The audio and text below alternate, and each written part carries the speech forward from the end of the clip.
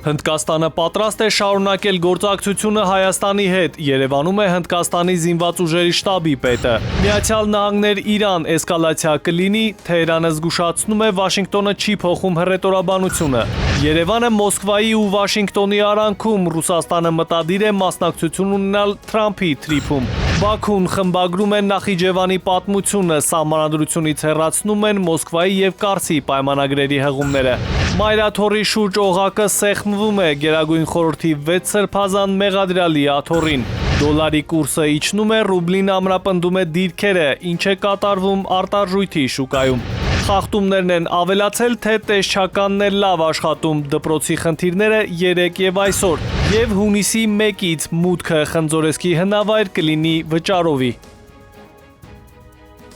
Բարի երեկո հարգելի հեռուստադիտող, օրվա գլխավոր ժամն է, կարևորի մասին ես Հայկ Նավասարդյանն եմ։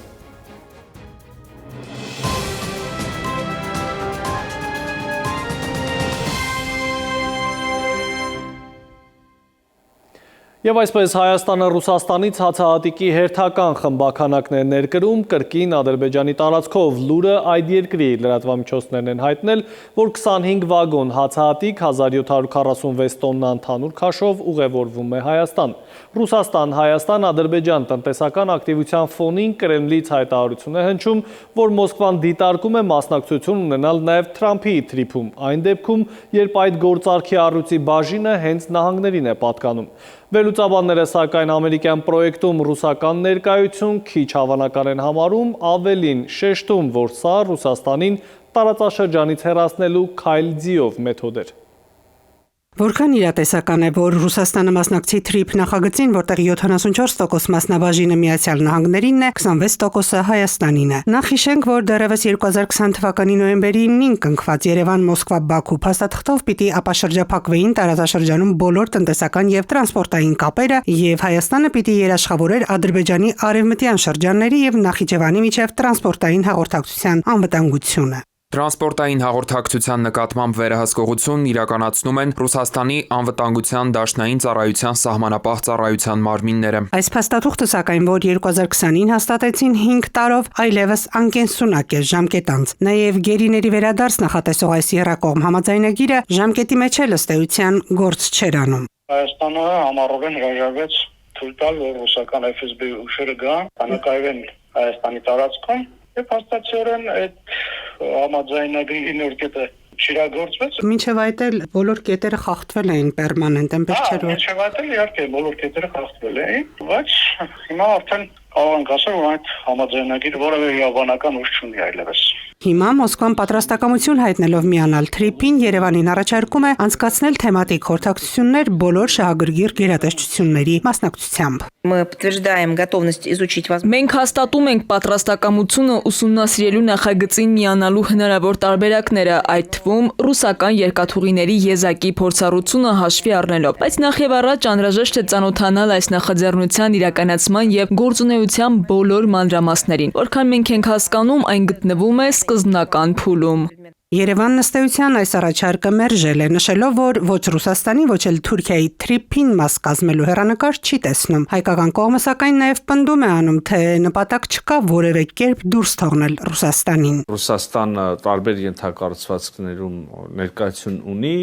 նույն երկաթուղիներում եւ սա Ռուսաստանի համար եւս կրկին թրիփում ոչ, բայց թրիփի շարունակություն, թրիփին առնչվող ուրեմն այլ գործունեություն, կապ, համագործակցություն կարող է նաև ստեղծվել Ռուսաստանի Դաշնության համար։ Թրիփին մոսկովյան մասնակցությունն ի դեպ մասնագետներն էլ հնարավոր չեն համարում, նահանգների սրտով չի լինի, չի համաձայնի։ Համարում են, որ թրիփը հենց Մոսկվային խաղից հանող նախագիծ է։ Ամերիկյան կողմը չի համաձայնվի դրան, որովհետև մի պարզ պատճառով թրիփը ստեղծվել է Ռուսաստանը շրջանցելու համար, դա մի նախագիծ է, որը որ նախատեսում է կենտրոնական Ասիայից բեռների տեղափոխում Ադրբեջանի եւ Հայաստանի միջոցով Թուրքիային տեղել Եվրոպան եւ որը որ պետք է շրջանցի Ռուսաստանը եւ Ռուսաստանին խցկել կամ ներգրավել այդ նախագծի մեջ անտրամաբանական է եւ նաեւ դա կտողպետարի այդ նախագիծը։ Բայց անուղղակիորեն մասնակցություն ինչ որ առումով հնարավոր է։ Հայաստանը առաջարկել է Ռուսաստանին, որպեսզի կառուցվի երկաթգիծ, ասենք Իջևանից Ղազախ հատվածում, որով ադրբեջանական երկաթուղիները ուղիղ կերպով կմիանան Հայաստանի երկաթուղիներին։ Իսկ Ադրբեջանից այսօր լրահոս են ուղարկել մեջլիսական Գուդրաթ Հասանգուլիևի խոսքը։ Բաքվից ասում են, մինչև Հայաստանում հերթական ընտրությունները, այսինքն մինչև հունիս կարող է խաղաղության պայմանագիր կնքվի, եւ որ դրա համար Հայաստանը պետք է պարտավորություն ստանձնի, որ իր նոր սահմանադրության մեջ տարածքային պահանջներ չեն լինի Ադրբեջանի նկատմամբ։ Մեջլիսականն ասել է նաեւ, թե Նախիջևանի զարգացումը արագացնելու համար բեռները պետք է Նախիջևան տեղափոխվեն երկաթուղով եւ պետք է տեղափոխվեն Հայաստանի միջոցով։ Այժմ Հայաստան բեռները տեղափոխվում են Ադրբեջանի միջոցով, Ադրբեջանը վառելիք է վաճառում Հայաստանին։ Եթե Հայաստան բեռները տեղափոխվում են Ադրբեջանի միջոցով, ապա կարծում եմ, որ Ադրբեջան բեռները նույնպես կարող են տեղափոխվել Հայաստանի միջոցով։ Մենք կարող ենք վերականգնել Ադրբեջանը Հայաստանի հետ կապող երկաթուղային գիծը, այդ թվում Սադարակ-Երևան երկաթուղին։ Թուրքիայի եւ Հայաստանի միջև ճանապարհները մինչև մարտ բացելու հարցն էլ ըստ ադրբեջանցի պատգամավորի հիմա քննարկվում է։ Իսկ հայտնի է, Անկարան երբևէ չէլ թաքցրել Երևանի հետ լավ հարաբերություններ կլինեն, եթե Երևանը լավ լինի Բաքվի հետ։ Ու մինչև Անկարան կխոսի ճանապարհների մասին, կպարզվի թերևս Մոսկվա, Երևան, Վաշինգտոն, Եռանկյան անկյունների սրությունը։ Սիրանուշ Մուրադյան, ժամը լրատվական։ Հայաստանի պաշտպանության նախարար Սուրեն Պապիկյանի հետ հանդիպմանը Հնդկաստանի զինված ուժերի պաշտպանության շտաբի պետ գեներալ Անիլ Չաոհանին հայտարարել է, որ Հնդկաստանը պատրաստակամ է շարունակել գործակցությունը առկա ուղղություններով եւ նախաձեռնել փոխադարձ հետաքրքրություն ներկայացնող նոր ուղղություններ։ Պաշտոնական այցով մեր երկրում գտնվող Հնդկաստանի բարձրաստիճան պաշտոնյայի հետ Պապիկյանը քննարկել է նաեւ տարածաշրջանային ու միջազգային անվտանգությանն առնչվող մի շարք հարցեր։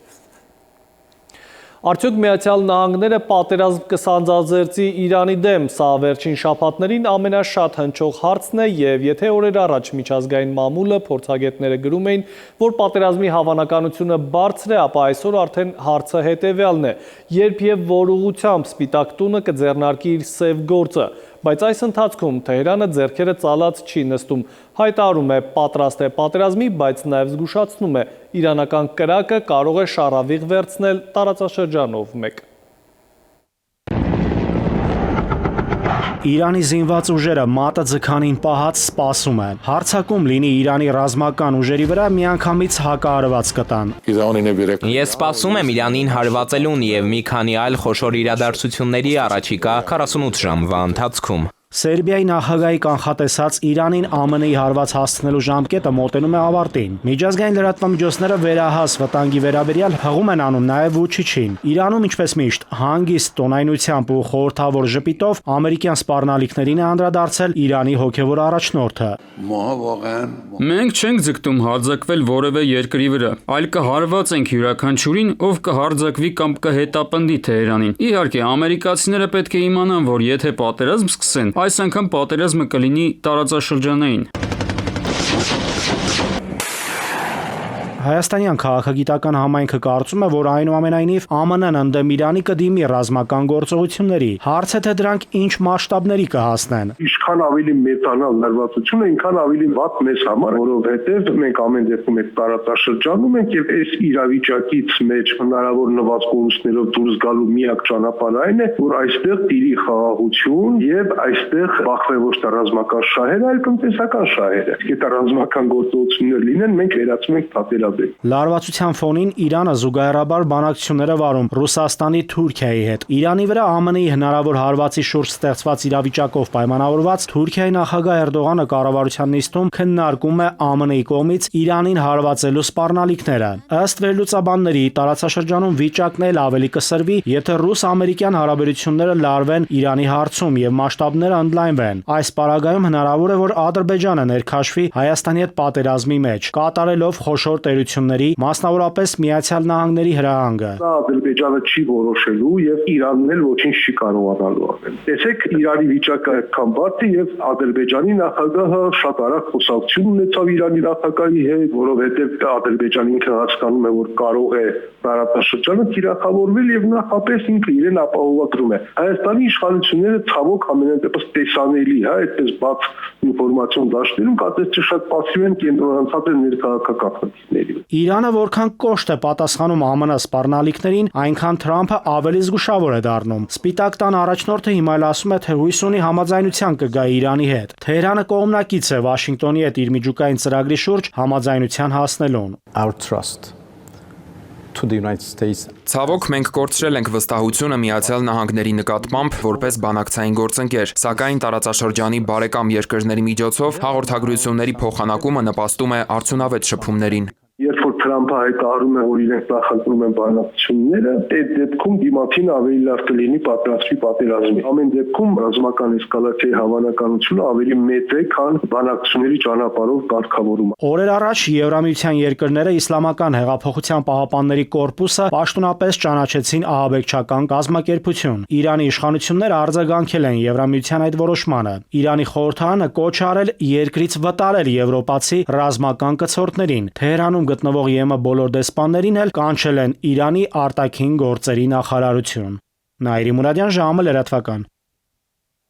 Իսկ այս ընթացքում Բաքուն խմբագրում է Նախիջևանի պատմությունը։ Ադրբեջանական ԶԼՄ-ները գրում են, որ իշխանությունները Նախիջևանի սահմանադրությունից հեռացրել են Մոսկվայի եւ Կարսի պայմանագրերի անվանումները։ Գործող սահմանադրության նախաբանում նշված է, որ Նախիջևանի ինքնավարության հիմքերը դրվել են միջազգային պայմանագրով, 1921-ի մարտի 16-ի Մոսկվայի պայմանագրով եւ 21-ի հոկտեմբերի 13-ի Կարսի պայմանագրով, որոնք գործում են առ այսօր։ Փոփոխվող տարբերակում նշվում է, որ Նախիջևանի ինքնավար հանրապետությունը Ադրբեջանի հանրապետության անբաժանելի մասն է, իսկ սահմանադրության հիմքում 91-ի օգոստոսի 30-ի Ադրբեջանի հանրապետության պետական անկախության վերականգնման մասին հռչակագրում, նաև 91-ի հոկտեմբերի 18-ի Ադրբեջանի հանրապետության պետական անկախության մասին սկզբունքներն են, ինչպես նաև 1995 թվականի նոյեմբերի 12-ին ընդունված Ադրբեջանի հանրապետության սահմանադրությունը։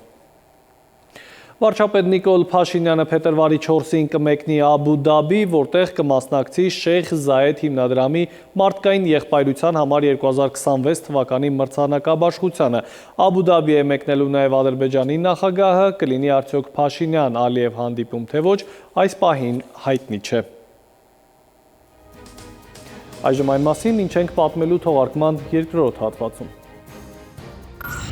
Մայրաթորի շուրջ օղակը սեղմվում է, Գերագույն խորհրդի 6 սրբազան մեղադրյալի աթոռին։ Դոլարի կուրսը իջնում է, ռուբլին ամրապնդում է դիրքերը, ինչ է կատարվում արտարժույթի շուկայում։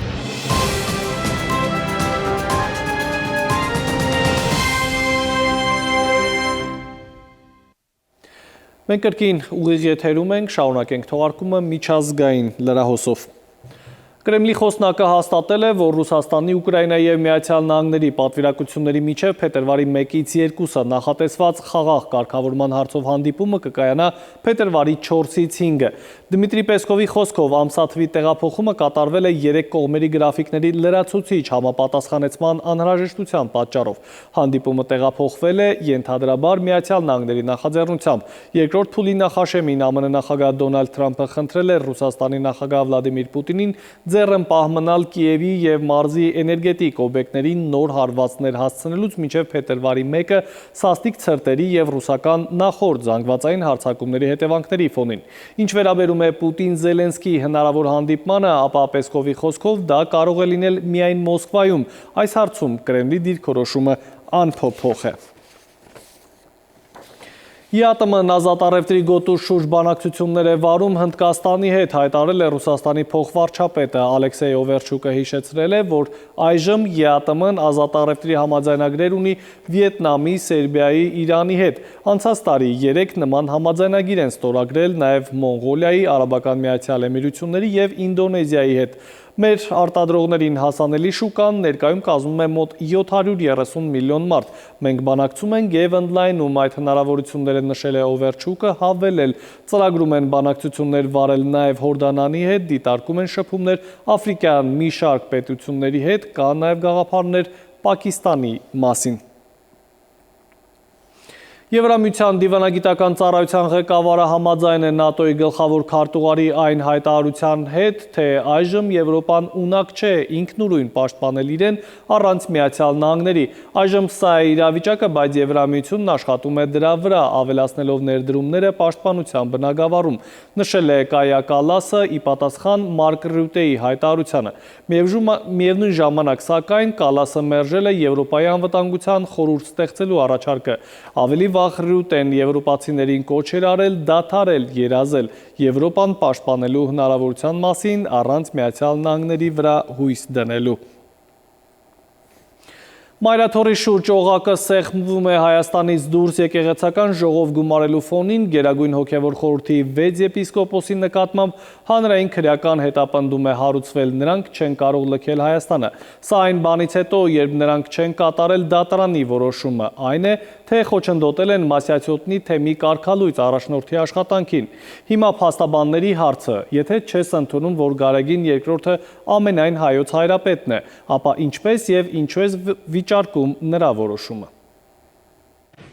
Գերագույն հոգևոր խորհրդի անդամներին մեղադրյալի կարգավիճակով են քննչականում հարցաքննել Նաթան, Հովնան, Վահան, Մուշեղ, Հայկազուն եւ Մակար սրբազանները ըստ իրավապահների խոչընդոտել են Մասյացոտնի թեմի նախկին առաջնորդ Գևորգ եպիսկոպոս Սարոյանին այդ պաշտոնում վերականգնելու դատական ակտի կատարմանը։ Գևորգ եպիսկոպոս Սարոյանը, ում ի դեպ օրերս Մայրաթորը նաեւ կարգալույց հռչակեց, դասելով աշխարհականների շարքին, Արման Սարոյան Ավազանի անունով հայ առաքելական Սուրբ եկեղեցու բարենորոքիչների խմբից է։ Միացել է վարչապետին, պահանջում է հանգստի կոչել ամենայն հայոց Գարեգին II կաթողիկոսին եւ հիշեցնեմ, դատարան էր հասել վիճարկելու հենց վեհափառ հայրապետի տնօրինությունը իրեն թեմակալ առաջնորդությունից ազատելու վերաբերյալ, ու դատարանը մինչեւ վերջնական որոշումը հայցի ապահովման միջոց էր կիրառել։ Ըստ էության Մայր եկեղեցուն պարտավորեցնելով Գևորգ եպիսկոպոսին վերականգնել այդ պաշտոնում, սակայն այս նույն ընթացքում Մայրաթորը ոչ միայն չվերականգնեց նրա նախկին պաշտոնը, այլև ընդառաջ Գերագույն հոգևոր խորհրդի որոշման, որի անդամներն են արդեն մեղադրյալի կարգավիճակով 6 սրբազանները, ամենայն հայոց կաթողիկոսը կարգալույց հռչակեց բարձրաստիճան հոգևորականին իշխանությունների համար ներեկեղեցական կյանքին միջամտելու հերթական պայմանն ու առիթը ստեղծելու, ինչպես նաև Մասյացոտնի թեմի բնականոն գործունեությունը խոչընդոտելու հիմնավորումներով։ Հարկադիր կատարումն ապահովող ծառայության կողմից ներկայացված հաղորդման վերաբերյալ նախաձեռնվել է քրեական բարույթ։ 7 անձի նկատմամբ հարուցվել է հանրային քրեական հետապնդում։ Քրեական օրենսգրքի 507-րդ հոդվածի 2-րդ մասով։ Այն է իշխանական կամ ծառայողական լիազորությունները կամ դրանցով պայմանավորված ազդեցությունն օգտագործելով դատական ակտը չկատարելը կամ դրա կատարմանը խոչընդոտելը։ Հայ առաքելական Սուրբ եկեղեցու դեմ ձեռնարկված արշավի եւ հոգևորականների նկատմամբ իրականացվող բռնաճնշումների ակնհայտ վկայություն, Մայրաթորն այսպես է բնորոշում տեղի ունեցողը։ Քրեական հետապնդման շրջանակներում արգելափակվել է Գերագույն հոգևոր խորհրդի եպիսկոպոս անդամների ելքը երկրից։ Այս դատապարտելի գործընթացը մեր պետության օրենքներով եւ միջազգային պայմանագրերով ամրագրված մարդու հիմնարար իրավունքների կոպտագույն խախտում է, որի նպատակն է խաթարել հայ առաքելական եկեղեցու բնականոն գործունեությունը, մասնավորաբար առաջիկայում Ավստրիայում գումարվելիք եպիսկոպոսական ժողովի աշխատանքները։ Հայ առաքելական Սուրբ եկեղեցու եպիսկոպոսները ավստրիական Սանկտ Պյոլտենում պետք է ժողով գումարեին այս ամսվա կեսին, փետրվարի 16-ից 19։ Հայաստանից դուրս հավաքվելու որոշումը Գերագույն հոգևոր խորհուրդն ընդունել էր, հաշվի առնելով մեր երկրում տիրող ակնհայտ քաղաքական անկայուն իրավիճակը, ինչպես ձևակերպել էին։ Հիշենք նաև, որ Նիկոլ Փաշինյանի հակակաթողիկոսական արշավին միացած հոգևորականները միանգամից հայտարարեցին, թե չեն գնա Սանկտ Պյոլտեն, եւ հիմա փաստացի ժողովին չեն կարողանա հասնել նաև Գերագույն հոգևոր խորհուրդի եւս 6 անդամ, նաեւ նիստերի քարտուղարը 7-րդ հոգևորականը, ում նկատմամբ եւս հարուցել են հանրային քրեական հետապնդում, խափանման միջոց կիրառել բացակայելու արգելքը։ Այս արագությունը, շատ արագ խափանման միջոցների ընտրությունը, շաբաթ օրով քրեական հետապնդում հարուցելու մասին որոշման առկայությունը, միանգամից մեղադրյալով տանուցել անձին, որը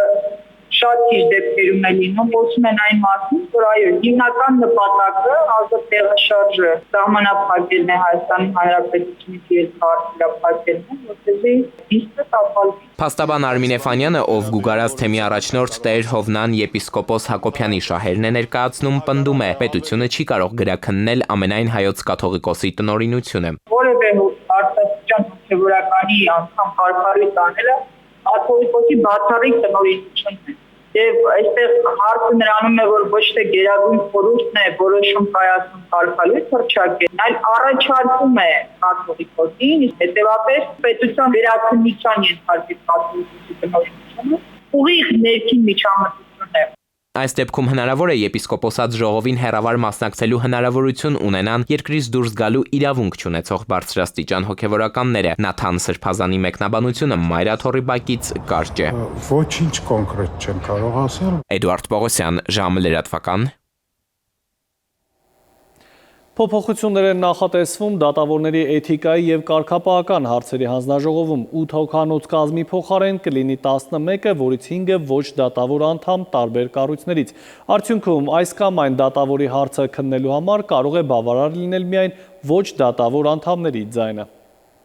Որ կառույցն է Հայաստանում դատավորների նկատմամբ այս կամ այն տեսակի սանկցիաներ կիրառում։ Բարձրագույն դատական խորհուրդը, իսկ որ կառույցն է համապատասխան միջնորդություններով դիմում ԲԴԽ-ին, որոնց հիման վրա էլ վարույթներ են հարուցում։ Արդարադատության նախարարությունը, ավելի ճիշտ, հենց նախարարը։ Այս հանգամանքը հաշվի առնելով միջազգային կառույցները Հայաստանին հանձնարարականներ են ուղղել։ Հանձնարարական կա, որ արդարադատության նախարարի կարգապահական վարույթ հարուցելու իրավունքը պետք է վերացվի, որտեղ դա անհամատեղելի է դատական անկախության հետ, գործադրի ներկայացուցիչ քաղաքական գործիչը ըստ էության նախաձեռնում է վարույթ, որը դատավորի անկախության միջամտություն է։ Միջազգային նորմերն ասում են, որ դատավորներին պատասխանատվության ենթարկելու միջնորդություններով բարձրագույն դատական խորհրդին պետք է դիմի դատավորների ժողովի էթիկայի եւ կարգապահական հարցերի հանձնաժողովը։ Մեզ մոտ հենց այդպես էլ արվում է։ Պարզապես կառավարության ներկայացուցիչների կարծիքով այդ կառույցի աշխատանքն այնքան էլ արդյունավետ չէ։ 2024 թվականին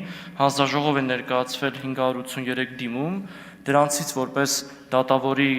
դեմ կարգապահական վարույթ հարուցելու հաղորդում դիտարկվել է 183-ը,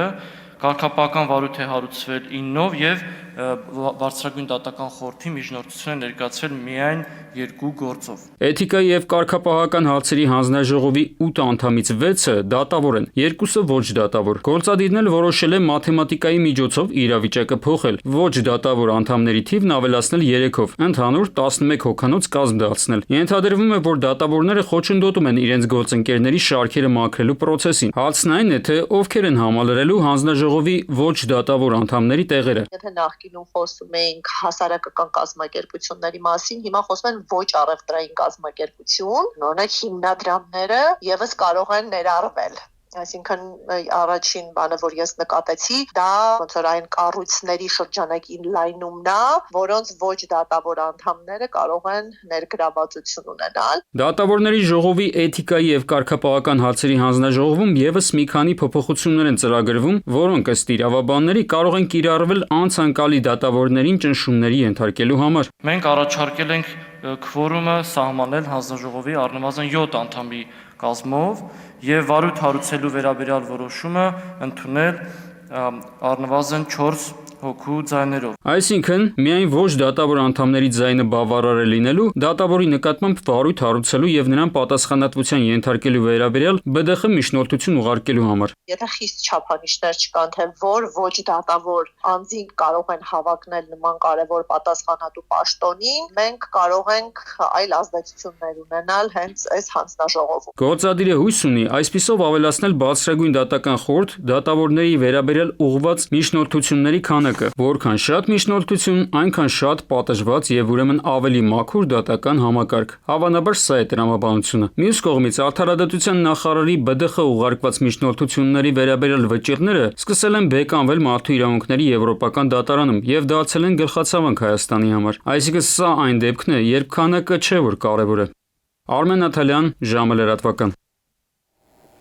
Ամանորից հետո փոխարժեքի կուրսը դրամի նկատմամբ անընդհատ տատանվում է հաճախակի դեպի ներքև։ Հանգստյան օրերին $1 վաճառվում էր 379-380 դրամով։ Առևտրային բանկերը ամերիկյան արժույթը գնում են 375 դրամով։ Եվրոն եւ ռուսական ռուբլին հակառակը ավելի են ամրապնդում իրենց դիրքերը։ Դոլարի կուրսի նվազումը ըստ տնտեսագետների հայաստանյան շուկայում ամերիկյան փողի ավելի մեծ առաջարկով է պայմանավորված։ Արտարժույթի հոսքերն ու առաջարկը ֆինանսական շուկա այնքան մեծ են, որ բերել են փոխարժեքի նվազման։ Դրան զուգահեռ երկրի գլխավոր դրամատունը շուկայից փոխարժեք է գնում, ինչը նաև առևտրային բանկերի առաջարկը զսպելու եւ անհավասարակշիռ իրավիճակը հարթելու նպատակ ունի։ Փոխարժեքի տատանումը դեպի ներքև կարող է ռիսկային լինել հիմնականում արտահանող տնտեսվարողների համար։ Եվ նայենք բանկերի գործառույթները, տեսնում ենք հիմնականում, որ բանկերը ավելի շատ ռուբլի են գնում եւ դոլար վաճառում են եւ արդյունքում նաեւ իրենց դիրքերն է երկարում եւ այս պայմաններում բնականաբար դոլարի փոխարժեքը պիտի նվազի։ Այստեղ նաեւ արտահանողները խնդիր ունեն, որ չեն կարողանում կառավարել իրենց արտարժութային ռիսկերը, որտեղ կան ֆինանսական շուկայում տարբեր գործիքներ, որոնցով իրենք կարողանային իրենց ռիսկերը կոնե ինչ-որ չափով կառավարելի դարձնել, արտահանողներն էլ ժամանակ ունեն որոշակյորեն կարգավորել Ֆիլմ, որ կարող է գլխի վայր շրջել պատմությունը, խոսքը 1963-ի նոյեմբերի 22-ին նկարահանված հազվագյուտ տեսանյութն է, որը խոստանում է բացահայտել ԱՄՆ նախագահ Ջոն Քենեդու սպանությունը։ Ըստ հրապարակման Օրվիլ Նիքսի նկարանած կադրերում երևում է երկրորդ հրաձիգը, որը կանգնած է խոտածածկ բլրի վրա։ Այս ֆիլմը չի թողարկվել 1978 թվականից ի վեր, երբ այն ուղարկել են վերլուծության, ավելի ուշ դաշնային խնամակալության, չնայած իշխանությունները պնդում են, որ այն չունեն։ Նիքսի թոռնուհին այժմ իրավական պայքար է մղում ժապավենը վերադարձնելու համար, պնդելով, որ այն կարող է արժենալ ավելի քան $900 միլիոն, քանի որ կարող է բացահայտել ԱՄՆ պատմության մեջ ամենամեծ կառավարական դավադրություններից մեկը։ Վերջերս դաշնային դատարանը բավարարել է գործը եւ ժապավենը կարող է վերջապես լույս տեսնել։ Եվս մեկ դադար ունենք եւ կվերադառնանք րոպեներ անց։ Խախտումներն են ավելացել, թե տեսչականն է լավ աշխատում, դպրոցի խնդիրները 3 եւ այսօր, եւ հունիսի 1-ից մուտքը Խնձորեսկի հնավայր կլինի վճարովի։ Մեթեոաշխարհ ջերմաստիճանը կբարձրանա, ավելին հաջորդ թիվ։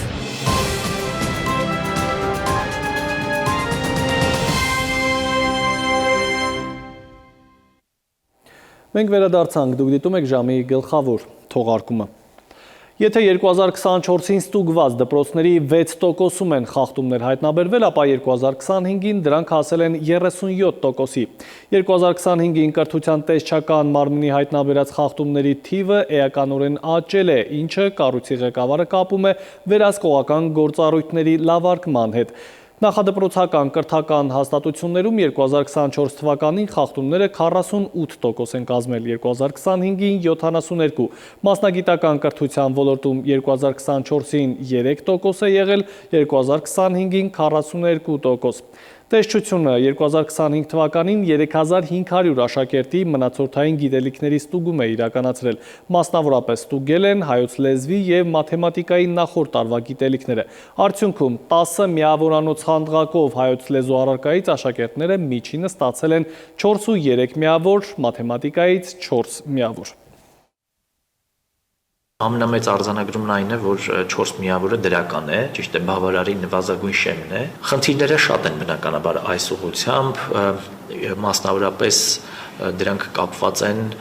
ոչ միայն, ինչպես նշեցի, ուսուցչի աշխատանքային գործառույթների պատշաճ կատարման հետ եւ շատ դեպքերում գրադարանավարի աշխատանքի ոչ պատշաճ կատարումը, ուսուցչի օգնականի հոգեբանի եւ այլն հանգեցնում է նրան, որ ուսումնառության արդյունքները ցածր են։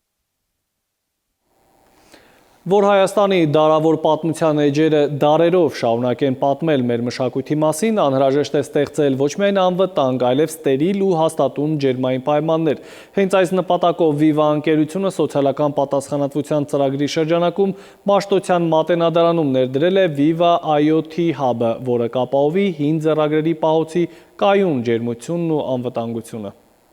Viva-ն ամրապնդում է իր հանձնառությունը Հայաստանի մշակութային ժառանգության պահպանմանը, ներդնելով համապարփակ թվային լուծումներ Մատենադարանում Մեսրոպ Մաշտոցի անվան հին ձեռագրերի գիտահետազոտական ինստիտուտում։ Շնորհիվ IoT նորագույն լուծումների վրա հիմնված կլիմայի մշտադիտարկման համակարգի Մատենադարանի ձեռագրերի պահպանման համար կապահովի անհրաժեշտ ավտոմատացված եւ թվայնացված մոնիթորինգ։ Հնագույն ձեռագրերը պահանջում են ոչ միայն զգույշ վարվելակերպ, այլև վերահսկվող, չափելի եւ կայուն միջավայր։ Сохранение культурного наследия Դարավոր մշակութային ժառանգության պահպանումն այսօր պահանջում է ժամանակակից տեխնոլոգիական լուծումներ։ Viva IoT Hub-ը հնարավորություն է տալիս ավելի արդյունավետ կերպով վերահսկել հին ձեռագրերի պահպանման պայմանները։ Սրանք պարզապես թանգարանային տվիչներ չեն, այլ ամբողջական լուծում, որը ներառում է սենսորների հավաքածու, կապի ալիքներ, հավաքագրման, վերլուծության, վիզուալիզացման եւ նախազգուշացման համակարգ, ինչպես նաեւ օգտագործողի համար հարմար ինտերֆեյսի վահանակ, որը ներկայացնում է տվյալները հարմար ձևաչափով։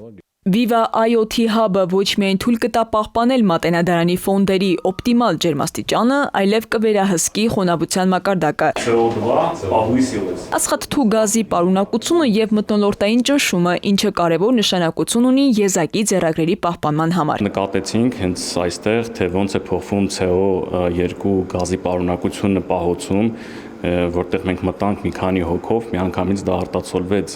վահանակի վրա։ Համակարգը հավաքում եւ գրանցում է տվյալներ իրական ժամանակում։ Վերլուծում դրանք կազմում է հաշվետվություններ, ապահովում է հեռակա մոնիթորինգ եւ տեղեկացնում է պատասխանատուներին շեղումների դեպքում։ Viva Armenian, որպես հեռահաղորդակցման ոլորտի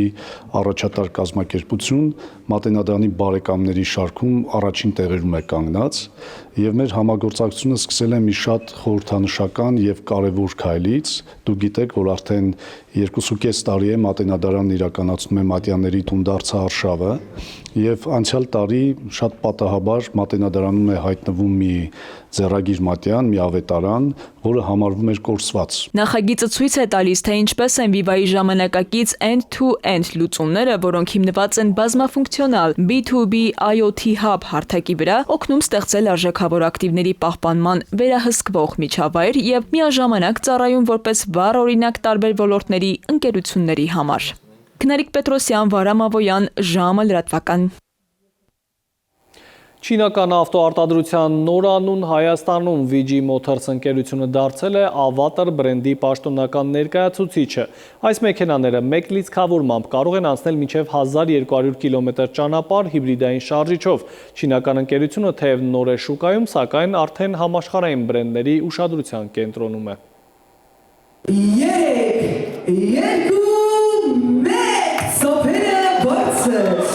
Հայաստանյան ավտոշուկան համալրվում է, սպառողին ներկայացվում են էլեկտրական եւ հիբրիդային շարժիչներով ավտոմեքենաներ, որոնք միավորում են բարձր հզորությունն ու թվային նորարարությունները։ Ասիական արտադրության Avatar-ը այսուհետև նաեւ մեր երկրում է։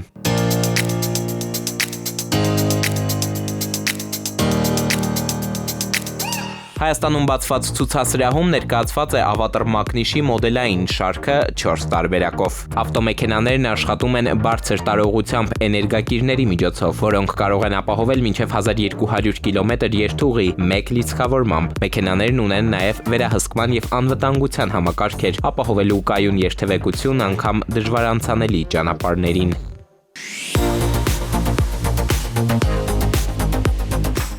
VG Motors-ը ստանձնելով Avatar բրենդի պաշտոնական ներկայացուցիչի դերը շարունակում է ընդլայնել չինական ավտոարտադրողների ներկայությունը Հայաստանում։ Այս մեքենաներն արդեն իսկ հասցրել են հետաքրքրություն առաջացնել գնորդների շրջանում, մինչև վաճառասրահի պաշտոնական բացումը գրանցվել են առաջին գործարքները։ Միջև մեքենաները ներկրելը մենք իրագործել ենք իր տեխնիկական սպասարկումը, այսինքն իր ամեն ֆունկցիոնալ, որը աշխատում է Չինաստանում կամ աշխարհում, աշխատում է նաև Հայաստանում։ Սկսած իր ավտոմատացված պարկինգից մինչև ավտոմատացված մեքենայի վարելությունը առանց վարորդի։ Ինքը լրիվ Հայաստանում աշխատում է իր ծրագրերով, իր հետ սպասարկումով հենց Չինաստանի կողմից։ Ըստ կոմպլեկտացիաների ամեն մեկը իր հագեցվածությամբ տարբերվում է։ Օրինակ հիբրիդային շարժիչով մեքենա ունենք, որը մեքենայի հեռավորությունը վարման թույլ է տալիս 1200 կիլոմետր անգամ վարել։ Տվյալ մեքենաները հանդիսանում են բարձր կարգի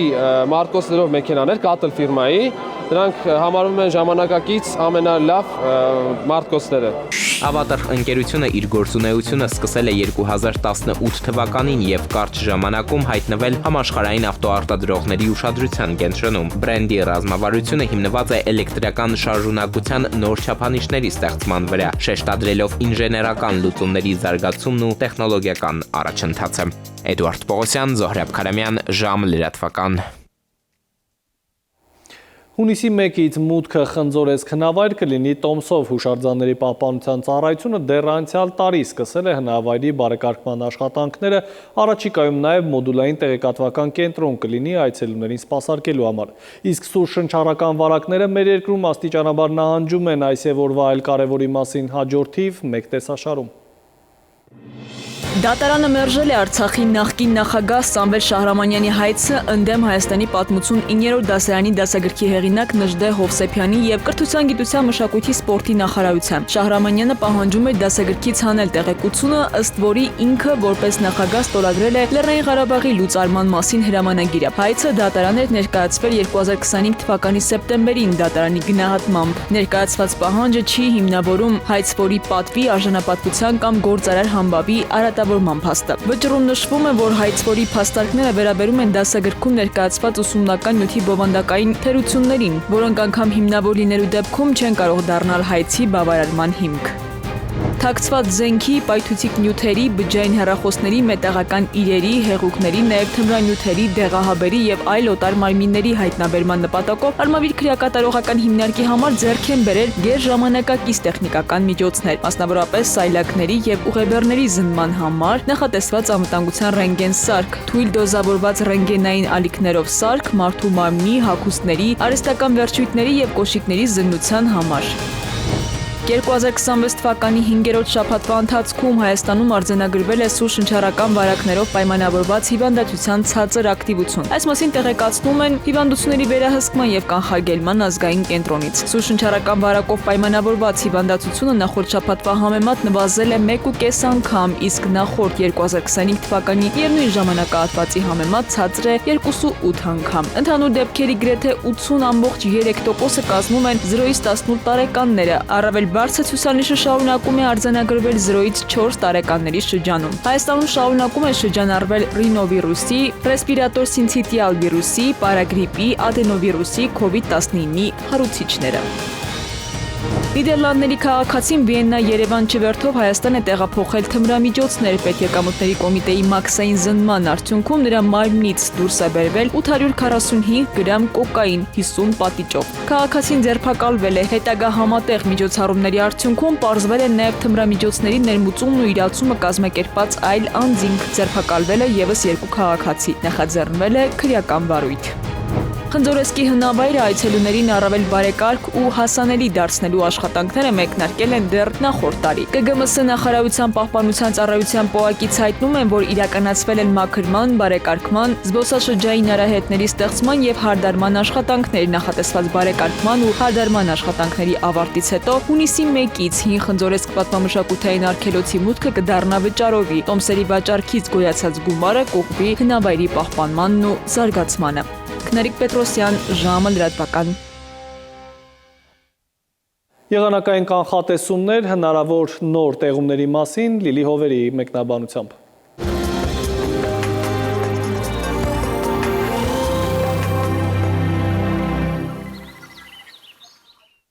Բարի երեկո, մեթեոաշխարհ նախ Հայաստան։